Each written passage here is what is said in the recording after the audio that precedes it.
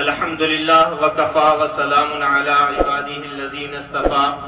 اما بعد اعوذ باللہ من الشیطان الرجیم بسم اللہ الرحمن الرحیم لقد من اللہ علی المؤمنین اذ بعث فیہم رسولا صدق اللہ العظیم وصدق رسولہ النبی الامین الکریم ونحن علی ذلک لمن الشاہدین والشاکرین والحمدللہ رب العالمین۔ محمد کی محبت دین حق کی شرط اول ہے، محمد کی محبت دین حق کی شرط اول ہے، اسی میں ہو اگر خامی تو سب کچھ نامکمل ہے۔ اور کی محمد سے وفا تو نے تو ہم تیرے ہیں، کی محمد سے وفا تو نے تو ہم تیرے ہیں، یہ جہاں چیز ہے کیا لوح و قلم تیرے ہیں۔ حاضرین مجلس، خطبہ مسنونہ میں میں نے جس آیت کریمہ کی تلاوت کا شرف حاصل کیا ہے، اللہ رب العزت قرآن مجید فرقان حمید میں ارشاد فرماتا ہے لقد من اللہ علی المؤمنین اذ بعث فیہم رسولا، یعنی اے مومنین تم پر اللہ رب العزت نے احسان فرمایا ہے کہ تم میں سے اپنا محبوب مبعوث فرمایا ہے۔ اللہ نے اپنے محبوب کو اس امت کے لیے مبعوث فرمانے پر احسان جتایا ہے۔ آپ نے اور ہم نے علماء کرام کی زبانی، خطبہ مقرروں کی زبانی یہ سنا ہے کہ اللہ رب العزت نے ہمیں اور آپ کو دنیاوی طور پر عیش و آرام سے نوازا، مال و دولت سے نوازا اور تمام آشائش سے نوازا، لیکن اللہ رب العزت نے احسان نہیں جتلایا۔ ہم آپ کہتے ہیں کہ اللہ نے ہمیں سانس لینے کے لیے ہوا دی، لیکن اللہ نے احسان نہیں جتلایا۔ اللہ نے ہمیں مال دیا، احسان نہیں جتلایا۔ اللہ نے ہمیں دولت دی، احسان نہیں جتلایا۔ اللہ نے ہمیں شہرت دی، احسان نہیں جتلایا۔ لیکن مسلمانوں سنو، علماء کی موجودگی میں آپ حضرات تک یہ بات پہنچانا چاہتا ہوں، تفسیر کے اندر یہ علماء کرام یہ نقطہ بیان کرتے ہیں کہ اللہ رب العزت نے قرآن مجید میں ایک نہیں کئی جگہوں پر احسان جتایا ہے، انداز الگ ہے، انداز جدا ہے۔ اللہ رب العزت ایک جگہ ارشاد فرماتا ہے وَإِن تَعُدُّوا نِعْمَةَ اللَّهِ، یعنی تم اللہ کی ایک نعمت کا احصار نہیں کر سکتے، ایک نعمت کو شمار نہیں کر سکتے۔ اور اگر ہم جب آگے چلتے ہیں تو اللہ رب العزت ارشاد فرماتا ہے فَبِأَيِّ آلَاءِ رَبِّكُمَا تُكَذِّبَانِ، تم اللہ کی کون سی نعمتوں کو جھٹلاؤ گے؟ یہ بھی ایک احسان ہے، اللہ نے احسان جتلایا ہے، لیکن ہمیں آپ کو انداز الگ الگ ہے۔ سوال یہ ہے کہ اللہ نے اپنے محبوب پاک صلی اللہ تعالی علیہ وسلم کو مبعوث فرمانے کے بعد احسان کیوں جتلایا ہے؟ دیگر انبیاء کرام تشریف لے کر آئے، کوئی احسان نہیں جتایا، اور دوسرے نبی اور رسول آئے، احسان نہیں جتلایا۔ آسمانی کتابیں نازل ہوئی، صحیفے نازل ہوئے، اللہ رب العزت نے کوئی احسان نہیں جتلایا۔ جب محبوب اکرم صلی اللہ تعالی علیہ وسلم کی باری آتی ہے تو اللہ ارشاد فرماتا ہے لقد من اللہ علی المؤمنین اذ بعث فیہم رسولا۔ مسلمانوں ذرا غور کرو اور ذرا عالم تصور میں جاؤ، اللہ رب العزت کے یہاں پر ہم جتنا مانگے کم ہے،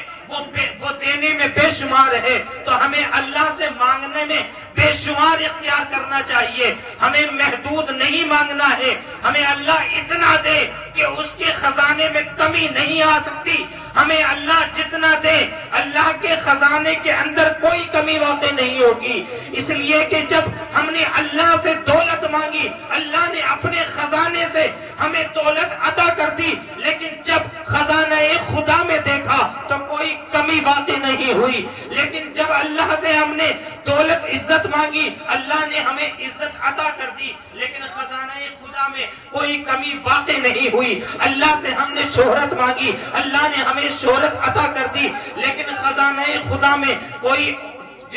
کمی واقع نہیں ہوئی۔ اللہ سے ہم نے اولاد مانگا، اولاد اللہ نے عطا کر دی، لیکن خزانہ خدا میں کوئی کمی واقع نہیں ہوئی۔ لیکن جب حضرت ابراہیم علیہ السلام نے اللہ سے نبی اکرم صلی اللہ تعالی علیہ وسلم کو مانگا ہے تو اللہ نے یہ دعا قبول فرمائی، اور قبول فرما کر اس امت کے لیے اپنا محبوب خاص عطا فرما کر کے ارشاد فرما دیا لقد من علی المؤمنین اذ بعث فیہم رسولا، اس لیے کہ جب اللہ نے اس امت کو محمد عطا کر دیا اور عطا کرنے کے بعد جب اپنے خزانے میں دیکھا تو سب کچھ تھا بس محمد نہ تھا۔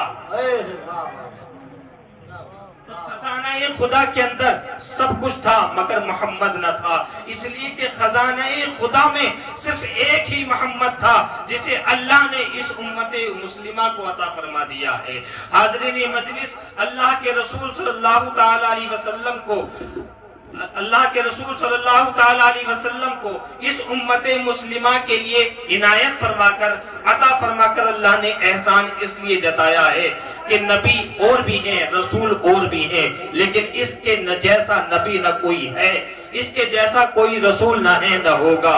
اور پھر اس کے بعد آنے والے نبی اور رسولوں پر جو ہے اللہ رب العزت نے قفل لگا دیا۔ اب یہ نبی رسول یہی ہے، یہی خاتم النبیین ہے، اب اس کے بعد میں کوئی نبی نہیں آنے والا، کوئی رسول نہیں آنے والا۔ اس کی درجات و کمالات اور اس کی بلندیاں اور رفعتوں کا عالم یہ ہے کہ جب اللہ رب العزت نے اپنی ملاقات کے لیے اپنے پاس بلانا چاہا، یعنی معراج کا سفر کے لیے جب آپ کو بلایا تو آپ کے لیے کوئی عام فرشتہ نہیں بلکہ فرشتوں کا سردار بلانے کے لیے بھیجا ہے۔ حضرت جبریل علیہ السلام جب آپ کے پاس پہنچتے ہیں تو آقا علیہ الصلوۃ والتسلیم حضرت ام ہانی کے یہاں پر آرام فرما رہے ہیں، اور جب آپ آرام فرما رہے ہیں تو آپ نے دیکھا، حضرت جبریل علیہ السلام نے دیکھا کہ آقا محو نیند ہیں۔ آپ نے بیدار کرنا کے لیے چاہا تو پھر آپ حضرت جبریل علیہ السلام رک گئے اور پھر اللہ سے مخاطب ہو کر کے کہا،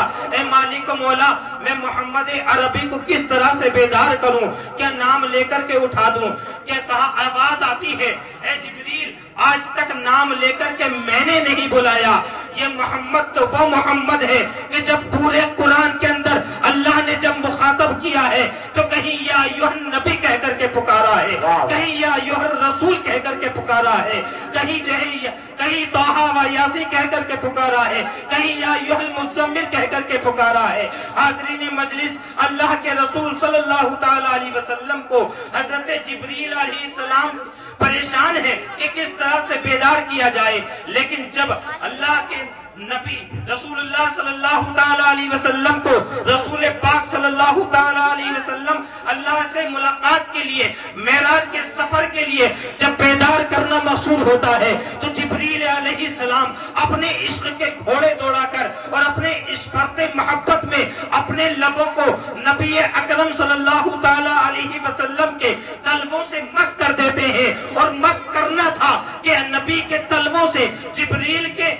لب جب لگتے ہیں تو تھوڑی دیر کے لیے جبریل امین نے لب لگائے ہیں، لیکن اس کے بعد نبی کی آنکھ بیدار ہو جاتی ہے، نبی بیدار ہو جاتے ہیں۔ مقصد تھا اللہ کے نبی کو بیدار کرنا، نیند سے جگانا، معراج کے لیے لے کر کے جانا، لیکن جبریل فرد محبت میں نبی کے عشق میں اپنے لبوں کو نبی کے طلبوں سے جدا نہیں کر رہے ہیں۔ میں نے پوچھا عالم تصور میں، اے جبریل امین، تو نے مشرق و مغرب کو دیکھا ہے، تو نے شمال و جنوب کو دیکھا ہے، تو نے زمین و آسمان کو دیکھا ہے، تو نے نوح کو دیکھا ہے، نوح کے زمانے کو دیکھا، نبیوں کو دیکھا، نبیوں کے زمانوں کو دیکھا، تو نے موسیٰ کلیم اللہ کو دیکھا ہے، ان کے زمانے کے لوگوں کو دیکھا ہے، کیا تو نے ان کے زمانے کے اندر کوئی اتنا حسین و جمیل نہیں دیکھا؟ کیا مزہ تھا، کیا لطف تھا جو نبی کے طلبوں سے لب کو مس کرنے کے بعد تو نے جدا نہیں کیا ہے؟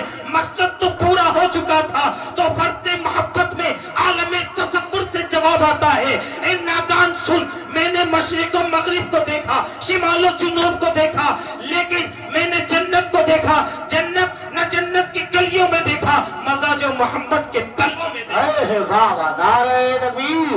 نعرہ رسالت، نعرہ حیثیت، علماء اہل سنت، مسلک اعلیٰ حضرت، عظمت مصطفیٰ، شان مصطفیٰ، آمد مصطفیٰ، جشن عید میلاد النبی، واہ بھائی واہ۔